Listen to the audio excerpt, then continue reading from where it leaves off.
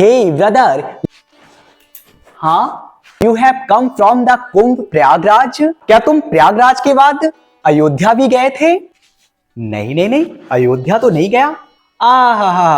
फिर तो तुम्हारा कोई लाभ ही नहीं हुआ वहां जाने का। प्रयागराज जाने के बाद अयोध्या तो जाना ही चाहिए था। हाँ, ये सब कहने की बातें। उस दिन आप बता रहे थे आपकी रामचरितमानस की कोई आप चौपाई बता रहे थे जिसका मतलब था the sins of millions of birth destroy just visiting to the divine river Prayag. Divine river Prayag में जाने मात्र से ही पाप धुल जाते हैं जन जन्मांतरों के। और आज बोल रहे हैं कि नहीं नहीं, अयोध्या भी जाना था। हाँ, जिस रामचरितमानस में वह लिखा था उसी रामचरितमानस में यह भी लिखा है, पुण्य देख अवधपुरी अति पावनी, त्रिविध ताप भव रोग नसावनी। अर्थात after their visit to the divine place Ayodhya, which destroys all three types of suffering, bodily and divinely and physically, and also liberates from the cycle of birth and death.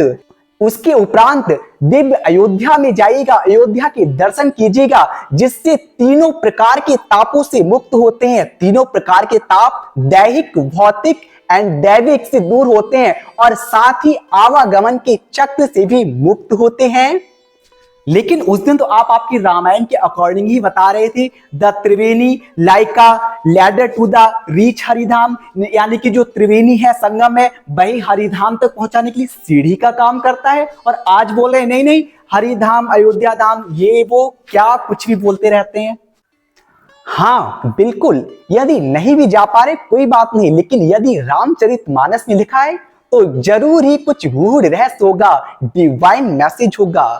अच्छा, प्रयागराज त्रिवेणी क्या समझाना चाह रही थी कि वह जो बाहरी संगम है त्रिवेणी, वह हमारी दैहिक संगम, भीतरी संगम की ओर इंगित करता है। जैसे कि गंगा, यमुना, सरस्वती तीन नदियां, ठीक उसी तरह से हमारी तीन नाड़ियां एड़ा, पिंगला एंड सुषुम्ना। जहां गंगा यमुना विजिबल है, देख सकते हैं, तो वहीं सरस्वती अदृश्य है, जो गहराई में है, जो अनविजिबल है। ठीक उसी तरह से एड़ा पिंगला को तो महसूस किया जा सकता है, लेकिन वहीं जो तीसरी नाड़ी है, सेंट्रल नाड़ी है, सुषुम्ना नाड़ी, वह अनविजिबल है, जिसे महसूस नहीं किया जा सकता।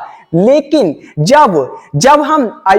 जब हम अपने तृतीय स्थान पर दिव्य नेत्र पर ध्यान लगाते हैं, ध्यान के गहराई में उतरते हैं, तब सुषुम्ना नाड़ी एक्टिवेट होती है, सुषुम्ना नाड़ी में स्पंदन होता है और हम प्रभु के धाम पहुंचते हैं। यानी कि जो प्रभु का धाम अयोध्या है, दिव्य चक्षु है, उस पर सुषुम्ना नाड़ी के जरिए पहुंचते हैं। मतलब कि जो संगम है, तीन नदियों का संगम है, उसके बाद हम प्रभु के धाम जाएंगे। यानी कि भगवान श्री राम समझाना चाह रहे हैं, यदि मुझ तक आना चाहते हो, मेरे धाम आना चाहते हो, मुझे प्राप्त करना चाहते हो, तो उससे पूर्व संगम में स्नान करना होगा। यह बाहरी संगम नहीं, भीतरी संगम, अपनी सुषुम्ना नाड़ी को जागृत करना होगा। ध्यान के जरिए अपने दिव्य चक्षु को उन्मीलित करना होगा, तदुपरांत ही आप हमारे धाम अयोध्या में आ पाएंगे।